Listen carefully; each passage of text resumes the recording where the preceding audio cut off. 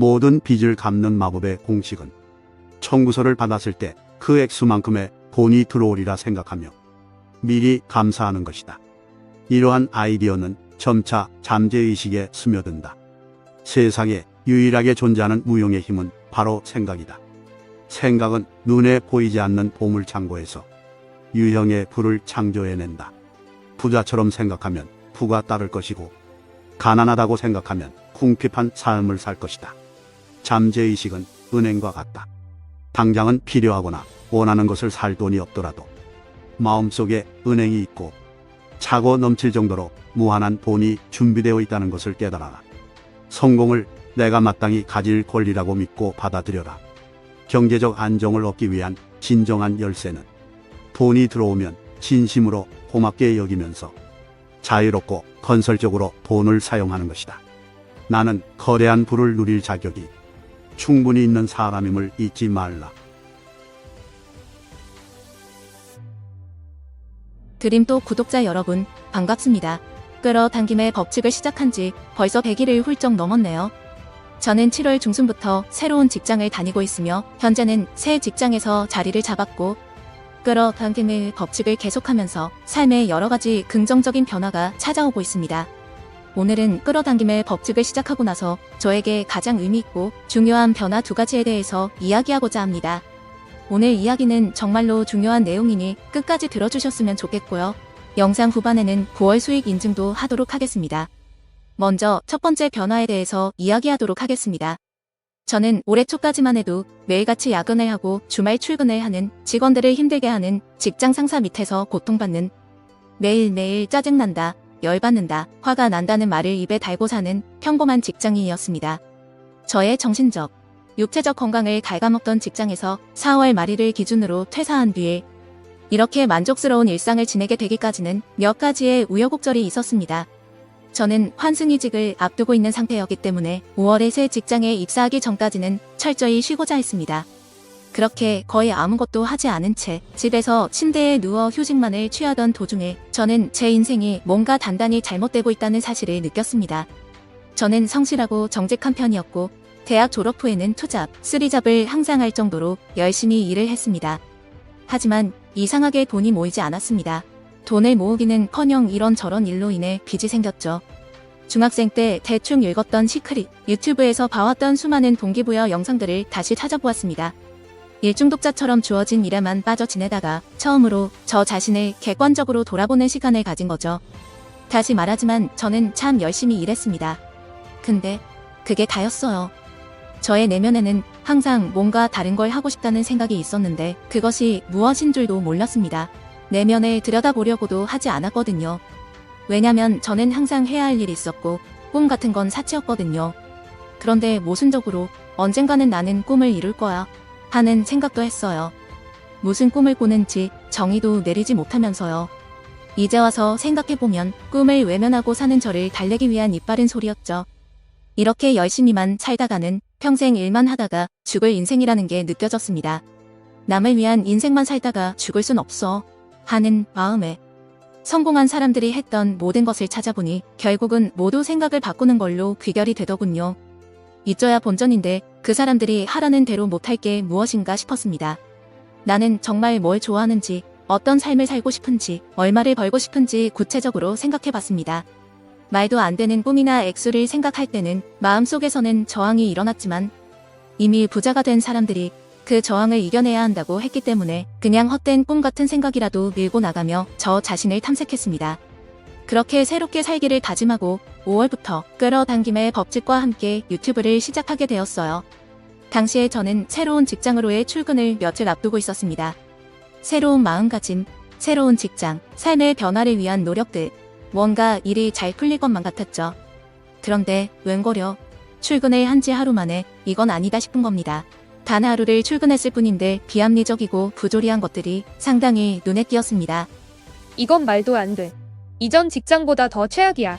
당장 그만둬야 해. 제 가슴속에서 이런 말들이 솟구쳐 올랐습니다. 하지만 제 몸은 도저히 받아들이기가 힘들었어요. 고심 끝에 결정한 직장이었고 저는 생계를 책임지고 있기에 호기롭게 퇴사를 결정할 수 있는 입장이 아니었습니다. 첫 출근을 마치고 집에 와서 친한 사람들에게 전화를 걸어 오늘의 일을 얘기하니 그래도 한 달은 다녀봐야 하지 않겠냐며 저를 달래줍니다. 어렵게 구한 직장을 하루 만에 퇴사하다니 얼마나 경솔해 보일지 남들 눈도 신경이 쓰였죠. 그럼에도 그만둬야겠다는 생각이 멈추질 않았어요. 결국 저는 다음날 출근을 하자마자 인사과로 가서 퇴사하겠다고 말하고 맙니다. 지난 3년간 이전 회사에서 받았던 고통을 다시 받을 순 없겠다는 생각이 들었거든요.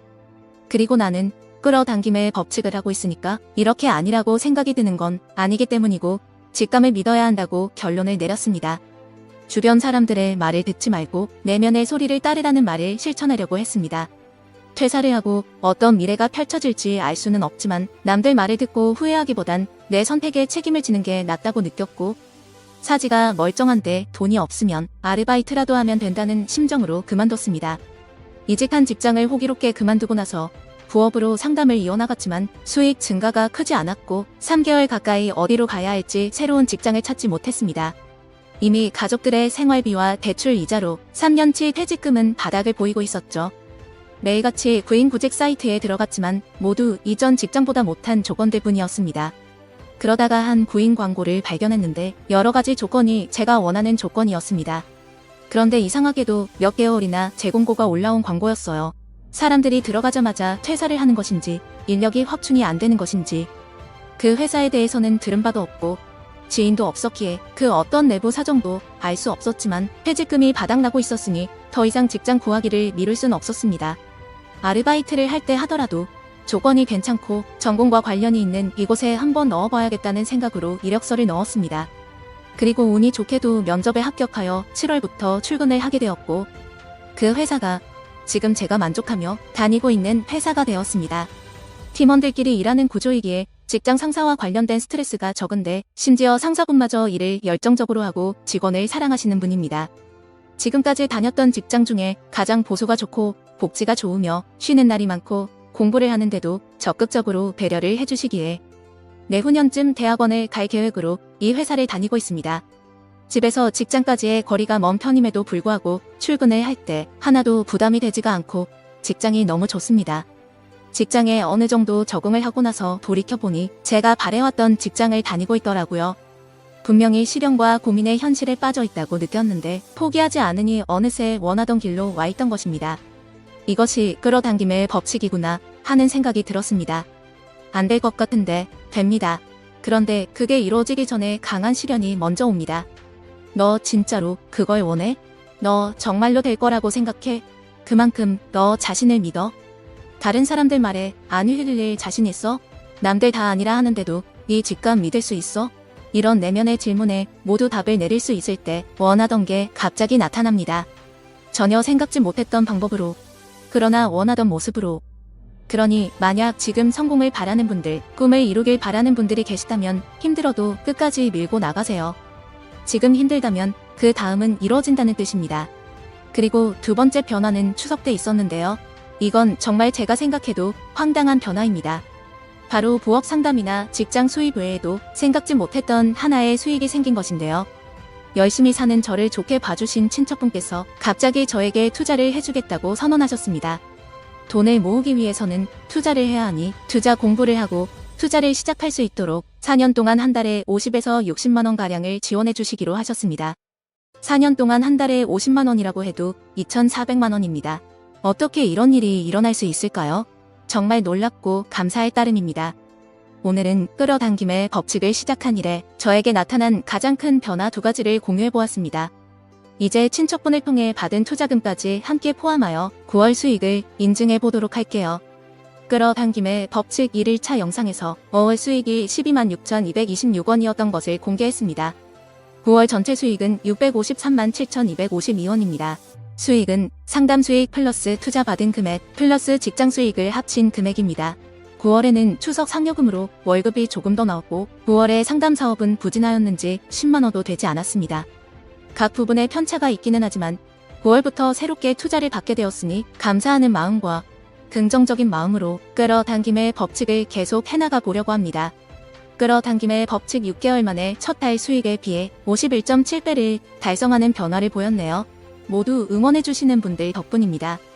저는 앞으로도 도전을 멈추지 않고 꾸준히 이어가며 도전으로 인한 변화와 결실을 인증해 나가도록 하겠습니다. 오늘 영상이 유익하셨거나 저의 끌어당김의 법칙 도전기가 궁금하시다면 구독, 좋아요, 알림 설정 부탁드립니다.